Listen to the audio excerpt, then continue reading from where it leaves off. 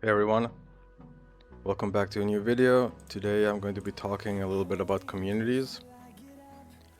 So I kind of wanted to compare a few things and also mention like what the big idea behind them is, because I still see some people who don't really use communities at all in their posts and some who never even try. And there's also some who kind of get like weird about it if they sometimes get muted or something. So just kind of wanted to, if you're new to Hive, you would maybe like get a better grasp of the idea behind communities, what makes them different on Hive compared to other social platforms like Reddit maybe, and also why you should use them and how the best way to use them is, because there's also a few, let's say, curation projects or bigger stakeholders and accounts who maybe aren't using them the right way and kind of, I don't want to say like destroying, but taking away from the value of the communities by doing something that they may not be aware of that it hurts the others, but regardless they're doing it to no one's benefit. So alright, so let's get into it. So the big thing with communities on Hive is that they are like it's an account of your own. So this account has powers. I'm sure you've seen these numbers. I don't know why my internet's not working right now, but I'm sure you've seen those numbers, and they represent like the community account. So whenever you're posting, you're kind of like posting inside of the community that way. And the reason they were done this way is because name swapping was a big issue on Hive. Like I'm sure you've seen abusers squatting like important account names they think might be valuable in the future or whatever. Similar to how some people, they may like claim domains in case they would go up in value at some point and someone wants to go and buy them from them. I think you guys might understand or might remember when voice.com was bought by EOS for like a quick or like a very sick high value. I'm not really sure, I think it was like 30 million or something, and it ended up doing nothing. So similarly, a lot of people might squat usernames, like Elon Musk I'm sure is taken because someone thinks that if he ever wants to join and wants that account name, he's going to have to like pay for it from the guy who created it. So that was a big issue with community usernames or community names. For instance, imagine if I wanted to create a community called Cars, and then after like a week I would give up and be like, yeah, no one's using it, I don't have any interest in continuing to grow it or anything. So if anyone wants it, I'm gonna sell it or just sit on it for no reason. So then if someone else wants to create the community Cars, they won't be able to because that name is taken. So that's kind of like the point with the IDs, that someone else can now create another community account and just name the community Cars, and people would move over to that, even though it's not the original Cars community. So that was a big issue with Reddit because subreddits are basically communities. So when people were like coming up with names, a lot of names were already taken, and then the platform as a whole, like the admins of Reddit, had to step in, lock people out, basically censor them, taking away their communities because they weren't using them properly or how they wanted them to be run, and gave the name to one more active community that had like intentions to grow it, etc. So that issue doesn't exist on Hive. Anyone can create, like there can be 10 communities, all of them called Cars, and you would just like go to the ones that you're interested in or you feel is more active and has like more interesting content. So a little brief history. When we first created the OCD community, we didn't really think too much about it, but over time we noticed that having content about anything and everything was not a good idea for Hive. As you can see, it's kind of like a deserted community. We still encourage people to post introduction posts, but we don't always curate them, because there's a lot of abusers who also think that, you know, like let's create a fake account, fake ID, plagiarize some text, etc., and get like an easy $2-3 by pretending to be someone they're not. So we have to be very careful what we incentivize there, etc. And so we've kind of like what's it called, abandoned this community, even though we take a look at a few things, but it's not active in the way it used to be. That's why it has so many subscribers, or used to have, and not that many active anymore, because we've shifted focus to a lot of different other communities, like the Hive gaming community, because this is like a niche.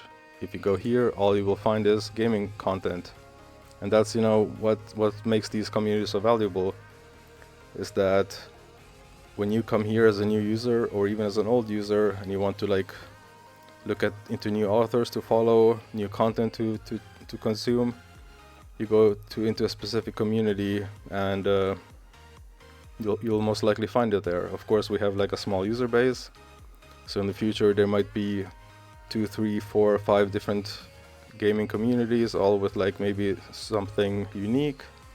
And in the case that the owner of this community would for some reason go evil, you know, go rogue, and try and like destroy the community on purpose for some reason or another, people would then just be able to leave the community, stop posting there, and go to another one that's, you know, hopefully not going to go down the same path. And this, you know, it doesn't give like the leader a lot of power, because the username Hive Gaming is not, you know, it's not like he doesn't own the name itself, he just owns the community. And as long as he, you know, runs it well, people aren't going to care. But if things start to change, then, you know, people have the power to move over. And okay, so another thing I wanted to talk about in this video is why encouraging communities where you post anything and everything is bad for the other communities.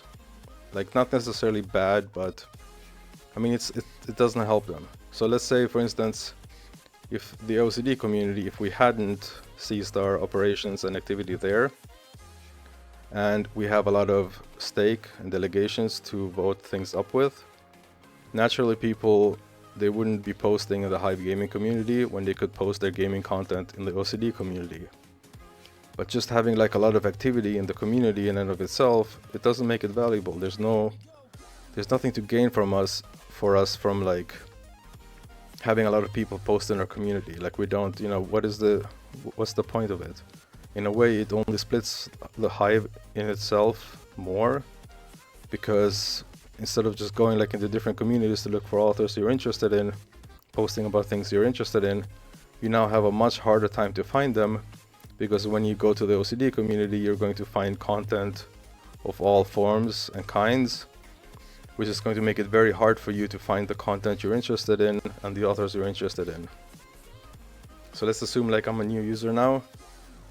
If I were to go on the trending page, you know, there also, it's not always going to be new users on the trending page. Sometimes you're going to find, you know, the regulars who may get there with auto votes or curation. Like this one, for instance, he may get a lot of votes when he posts because he doesn't post often and he's a highly valuable user of the community. But there are, of course, also some newer posts here and there. You can see the reputation numbers, some people who post and get on trending like for the first time.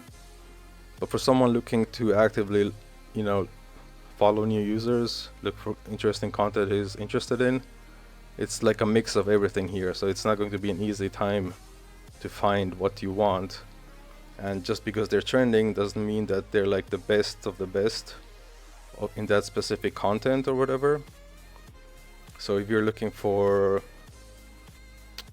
let's say, like amazing singers, maybe, you know, this user isn't like the best in the community, but he just happened to get a lot of rewards at this point in time. I'm not, you know, I'm not singling this out, it's just as an example. And if someone who's interested in, following singers, maybe he doesn't like this particular person, but he would like a lot of other ones if he had gone to the community itself.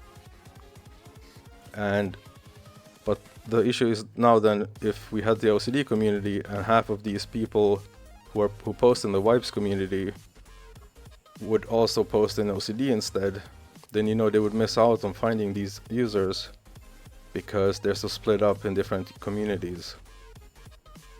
So there's no point to compete against others for authors posting in your community at this point in time, because there's nothing really to gain from being like the community hosting a lot of authors, unless you plan on growing it, unless you plan on continuously contributing with curation and engagement and like a specialty, because that's like one thing. We've had a lot of people also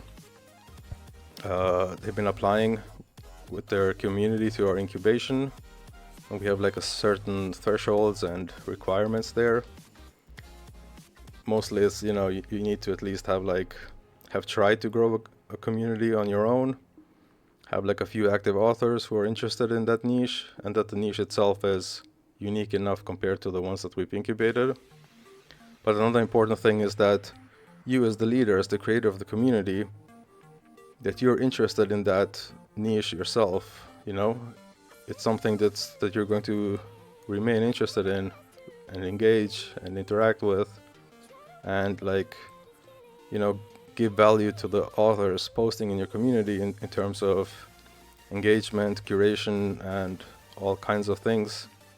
And also, in terms of wisdom, like if it's let's say it's a programming community that I created and I have no idea about programming at all.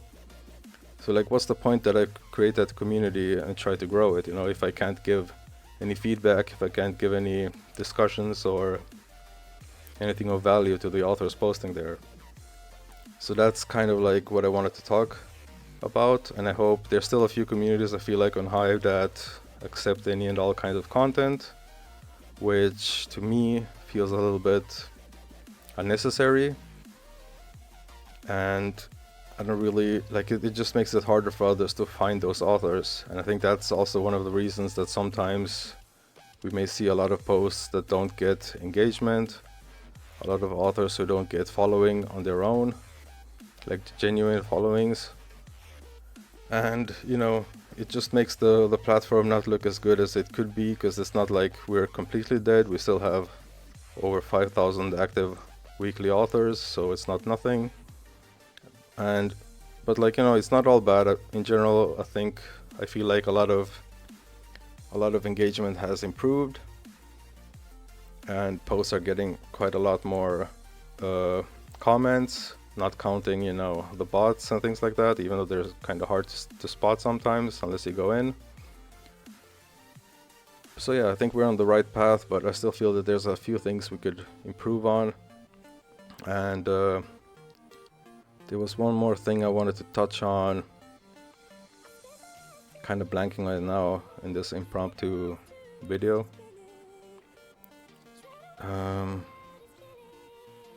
I can't even pause it. I don't know if that works. I'll just leave a comment in case I remember. I'll edit into the post, I guess. But yeah, that was kind of all I wanted to talk about. And thanks for listening, and go ahead and leave a comment if you like about your thoughts, and do the same on YouTube. I'll give you a bigger vote in that case as a thanks for bumping up my YouTube numbers.